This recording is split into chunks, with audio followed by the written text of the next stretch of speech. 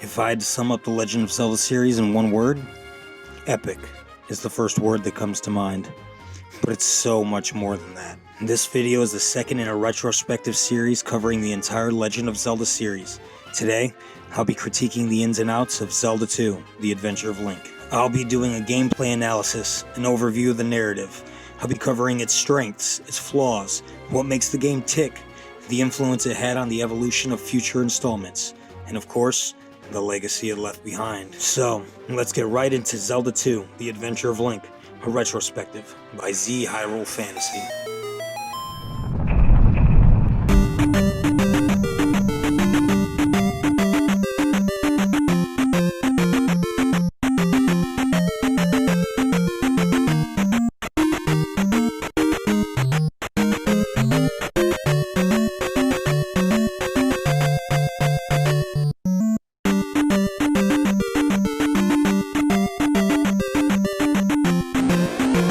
The Legend of Zelda: The Adventure of Link. The infamous sequel to the legendary classic original. This Zelda is often referred to as the misfit or the black sheep of the series due to its departure from the standard Zelda formula, or at least what would become the standard formula. Not only does the game adopt a completely different game style from its predecessor, but it's often accused of being overly cryptic and extremely difficult. While I may agree with the latter, I do believe that Zelda II shows sufficient improvement compared to Zelda I, when it comes to being cryptic at least. So why does Zelda II get such a bad rep among the other titles? And does it deserve it? And is Zelda II a bad game? Well, I always personally loved Zelda II. Is it nostalgia? Maybe. But I also think some of the game's regular criticisms are greatly exaggerated. So this playthrough I tried to be subjective, so I could give this game a more accurate review. However, I am a lifelong Zelda fanboy, so there's that. 1988 was the year Zelda II hit the shelves in America, though it was released in Japan before even Zelda I hit North American shores. Zelda creator Shigeru Miyamoto had a completely different development team than he had on the original. And though many concepts from the original are still present, the game delivers an entirely different experience. One of the biggest differences with Zelda II was a 2D side-scrolling action-adventure game with RPG elements. Now, you still traverse Hyrule from a top-down perspective, but it's more like a grid that represents landmarks, towns, palaces, and even enemies.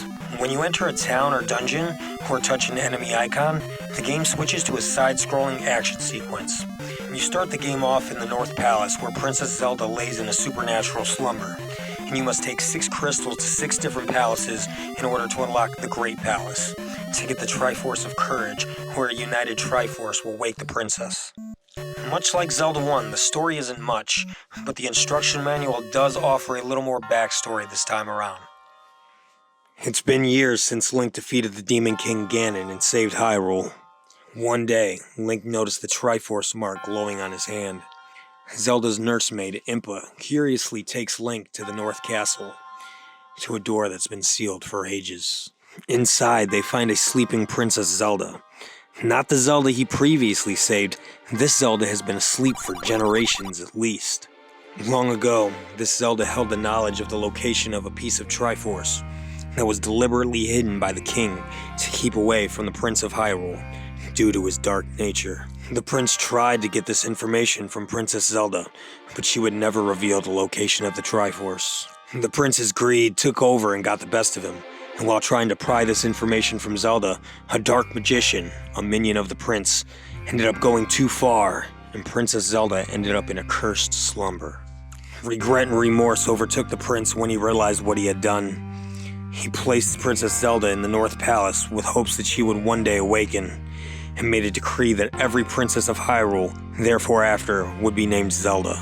Then Impa explained that this mark of the Triforce that Link bear on his hand is the indication that Link is the hero meant to unite the Triforce and finally awaken the princess. The story here is still a little generic, but this was released on the NES, and I love the fact that they started to explore adding some depth to the lore, because as future games kept releasing, it definitely got more intriguing. But besides that backstory and the short text crawl after the title screen, There's no interference from the story for the rest of the game. But the NPCs definitely made progression feel more narrative-driven and made the world of Hyrule feel more alive. Instead of offering vague hints, half the time in broken English like Zelda I, the NPCs would send you on quests, offer hints, and wouldn't always speak in riddles, but sometimes still would. The game is very linear in design, which is a huge departure from The Legend of Zelda's open world. But every entry after The Adventure of Link would follow suit, and we wouldn't see another complete open-world Zelda until the release of Breath of the Wild in 2017. Other major changes from the original formula include leveling up, magic, combat, and how the items work. You level up by defeating enemies and gaining experience.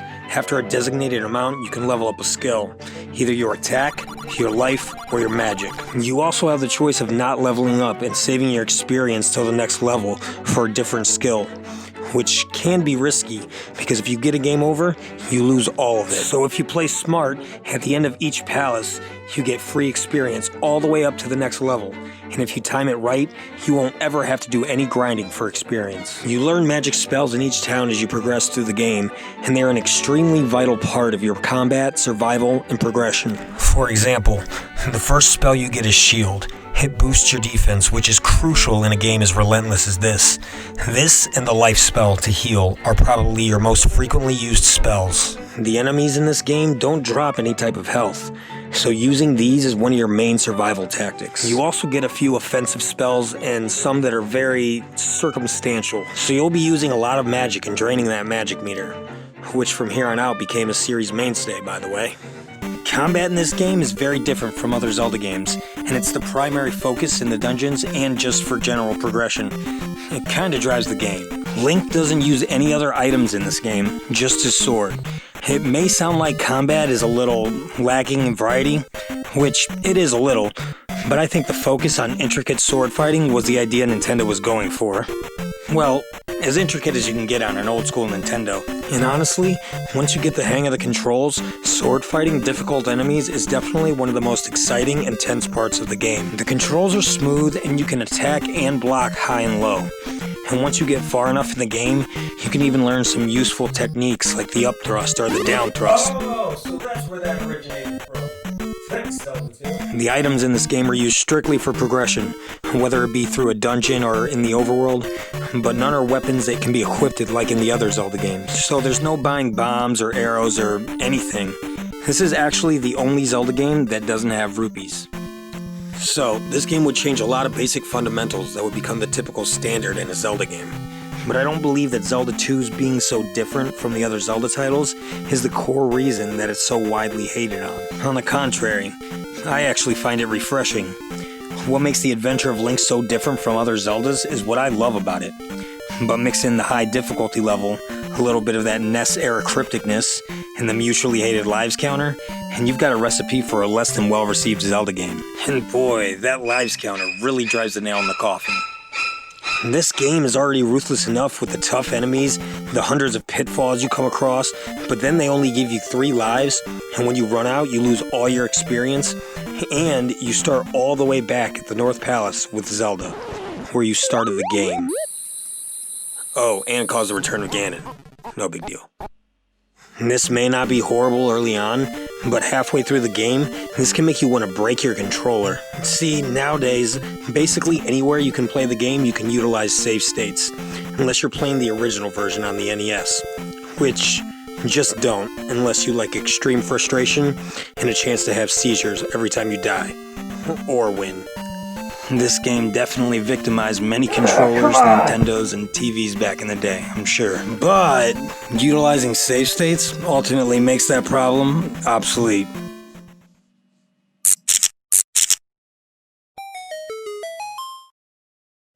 Zelda II is often labeled the weakest entry in the series. But it wasn't always like that. Back in the 80s, it was actually considered a success. But as the series grew and followed in the footsteps of its predecessor, its reputation didn't age very well. In hindsight, it usually doesn't receive the recognition it deserves for the many elements from the first Zelda that were definitely improved upon. Instead, it's not uncommon to hear other reviews bash the game about specific circumstances when the game undoubtedly steers you into the right direction. You just have to investigate a little. Okay, sure. There are a couple situations that go a little overboard on the cryptic side of things. Like getting the life spell by finding the mirror in the empty house by crouching down and pressing B. But I could argue you don't need that spell to progress technically. Or using the spell at the dead end of one of the towns. That's along the same lines as the flute draining the entrance to a dungeon in Zelda 1. But one of the townsfolk does state that there is a secret at the edge of town, in the same town that you acquire that said spell. So it might be the first thing you think to try, which is exactly how it went down for me. Also, this is how you acquire the magical key, which I don't believe is required for you to make progression in the game. There are a lot of instances that are commonly complained about that can plain just be solved if you investigate a little and talk to the NPCs. Like Bagu, who's hidden in the forest. If you investigate a little bit in the town, you can find clues that tell you to investigate in the forest. The hidden passage in the graveyard is specifically told you how to reach, south of King's Tomb. The river devil who blocks the path can be moved if you play the flute, and the townsfolk tell you it doesn't like certain sounds, which is a callback to Zelda 1 with Digdogger and the flute. And the secret wall that everyone complains about, in the town before you're told about, and the one at the Great Palace is actually just a bonus room to fill your magic. I could go on all day. I beat this game without a walkthrough, and it guides you so much better than Zelda 1. This game isn't hard because it doesn't let you know what you're supposed to do. It's hard because it's hard. Well, and the lives counter does kind of artificially increase the difficulty, but I think Zelda 2 gets way more of a bad rep than it deserves. And what it does right is often overlooked. Like the combat is fun and well done. Fighting all the boss battles are challenging, and defeating them and getting that free level up is so satisfying. And so is solving the side quest puzzles to get new spells. And the music is amazing like always, but Koji Kondo actually didn't do the music in this game. It was done by Akira Nagutsaga. Some of my favorite Zelda tracks are from this game. The town theme, the battle sequence are real great, and the palace theme is absolutely fantastic. Super Smash Bros. Actually features a more modernly orchestrated version in its Zelda-themed stages. Hyrule is much bigger this time around. Actually, the whole overworld in Zelda 1 is right in the left corner of Zelda 2's map, which I love that they did something like this. Connecting the games in the NES era is seldomly done. The NPC's dialogue in this game was much more comprehensible than in the first game, though there were still some translation errors. There's one character who states, "I am Error," who shared a sprite with another NPC you have to find in the woods named Bagu. It was supposed to be a joke, a play on words. Bagu was supposed to be Bug. Get it? Error and Bug? I guess it went over that translator's head. And there are still secret upgrades hidden throughout the overworld. You can find heart containers and magic containers that increase your health and magic meter. There are also Link dolls that give you an extra life, but they are rare, and once they're gone for good, which almost makes them pointless. They definitely should have been handled differently. The inclusion of towns in Hyrule not only makes the world feel more authentic, but it gives you a safe haven where you can acquire spells, combat techniques, get side quests, and clues. And Link can also refill his magic and his health by visiting the old lady or the woman in the red dress. If that's what you want to call it, I guess. Fun fact, did you know that Ocarina of Time named the sages after the towns in Adventure of Link? So canonically, it's like the towns were named after the ancient sages. And also, the dungeons are very enjoyable. They offer very little in the puzzle category, but the enemies you find in the dungeons are the most satisfying and fun to take on, like the Dark Nut. At first, you'll dread the Dark Nut, but once you get the rhythm of your fighting style, fighting the Dark Nuts and the bosses are definitely the most satisfying, especially when you defeat them. The last couple of dungeons do get a little overly brutal, but for the most part, they're enjoyable as long as you're prepared. But the Great Palace, that's a whole other story. This dungeon is a gauntlet from hell, a true crucible for Link. The game finally gives you a new respawn point after a game over, because it would be ridiculous to send you all the way back after failing in this dungeon. It would be nearly impossible. For one, it's huge, and there are so many optional misdirect paths that it can get quite confusing. There are new enemies that are relentless, especially the blue Faka. It fights like a super Darknut and can jump halfway across the screen. If you want to have close to full life and magic by the time you get to the boss, you'll have to run or avoid these enemies most of the time. It honestly blows my mind to think that people used to go through this dungeon and conquer both the bosses on the original hardware, even with the new respawn point. Thunderbird, the first boss, is pretty difficult. For one, you need to have enough magic so you can use the spell Thunder to make him vulnerable. If you don't have enough to cast, he's invincible. So that pretty much ensures that you don't have enough magic to heal after the battle when you fight the true and final boss, Dark Link. Yes, Dark Link makes his Zelda series debut, and I can confidently say still holds the title for hardest Zelda boss ever. Fitting for the hardest Zelda game ever. Dark Link jumps around and uses all the moves you've been using and perfecting the whole game on you. And man, it's hard if you don't cheese the fight by ducking in the left corner and stabbing repeatedly, which, let's be honest, you probably will with how much health you're likely to have.